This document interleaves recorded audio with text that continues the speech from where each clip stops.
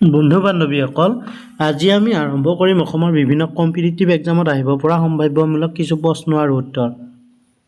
এতিয়া আমি আগবাঢ়িছোঁ আজি প্ৰথমটি প্ৰশ্নলৈ। প্ৰথমটি প্ৰশ্ন আছিলে বদন বৰফুকন ক'ৰ ৰাজ্যপাল আছিল? অপশ্যন ক শদিয়া, অপশ্যন খ সোলাল, অপশ্যন গ কামৰূপ, অপশ্যন গ মাৰাংগী।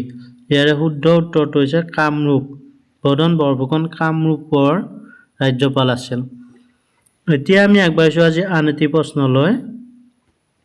কাৰ ৰাজত্ব কালৰ পৰা আহোম মুদ্ৰাত সংস্কৃত ভাষা ব্যৱহৃত হৈছিল?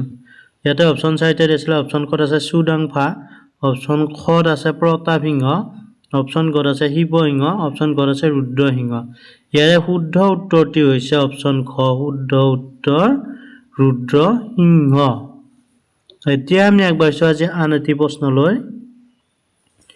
মাৰাংগী খোৱা গোহাঁই ক'ৰ ৰাজ্যপাল আছিল? অপশ্যন ক আছে সোলাল, অপশ্যন খ আছে কামৰূপ, অপশ্যন গ আছে মাৰাংগী, অপশ্যন ঘ আছে শদিয়া।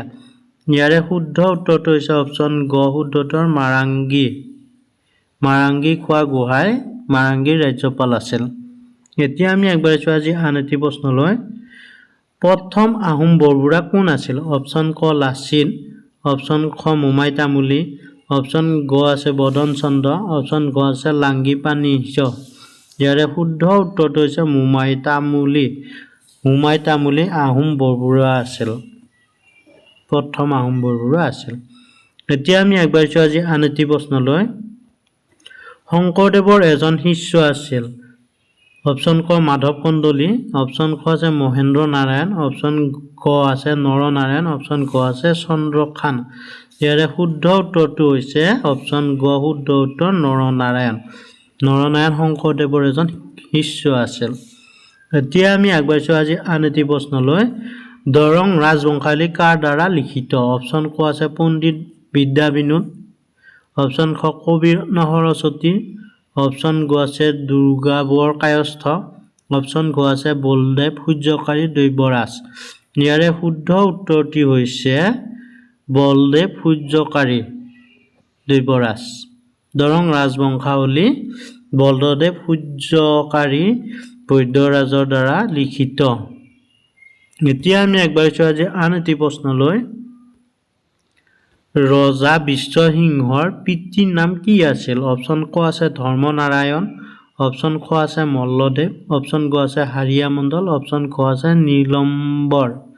ইয়াৰে শুদ্ধ উত্তৰটো হৈছে অপশ্যন গ, শুদ্ধ উত্তৰ হাৰিয়া মণ্ডল।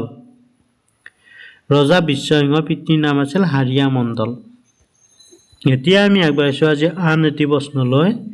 ৰঘুদেৱ কাৰ পুত্ৰ? অপশ্যন ক আছে বিশ্বসিংহ, অপশ্যন খ আছে চিলাৰায়, অপশ্যন গ আছে হাৰিয়া মণ্ডল, অপশ্যন ঘ আছে নৰনাৰায়ণ।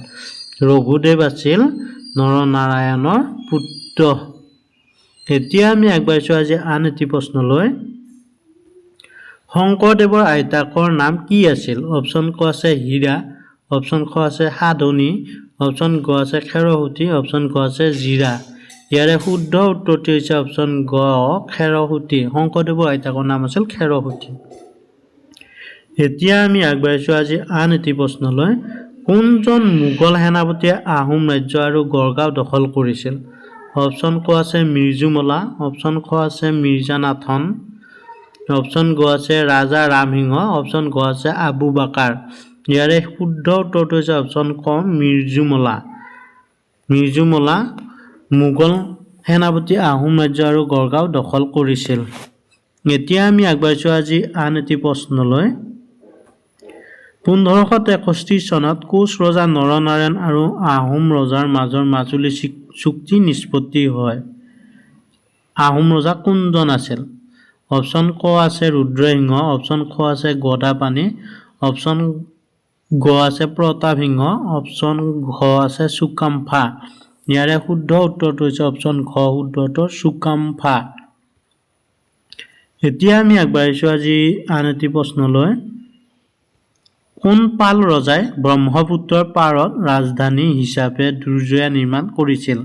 অপশ্যন ক আছে ভাস্কৰ বৰ্মন, অপশ্যন খ আছে ৰত্নপাল, অপশ্যন গ আছে নীতিপাল, অপশ্যন খ আছে ৰুদ্ৰসিংহ। ইয়াৰে শুদ্ধ উত্তৰটো হৈছে অপশ্যন খ, ৰত্নপাল। এতিয়া আমি আগবাঢ়িছোঁ আন এটি প্ৰশ্নলৈ। অৰ্থাৎ অন্তিমটি প্ৰশ্ন কিমান চনত শংকৰদেৱৰ মৃত্যু হৈছিল অপশ্যন ক 1568 চনত অপশ্যন খ আছে 1668 চনত অপশ্যন গ আছে 1570 চনত অপশ্যন খ আছে 1571 চনত ইয়াৰে শুদ্ধ উত্তৰটো হৈছে অপশ্যন ক শুদ্ধ উত্তৰ 15068 চনত 1568 চনত শংকৰদেৱৰ মৃত্যু হৈছিল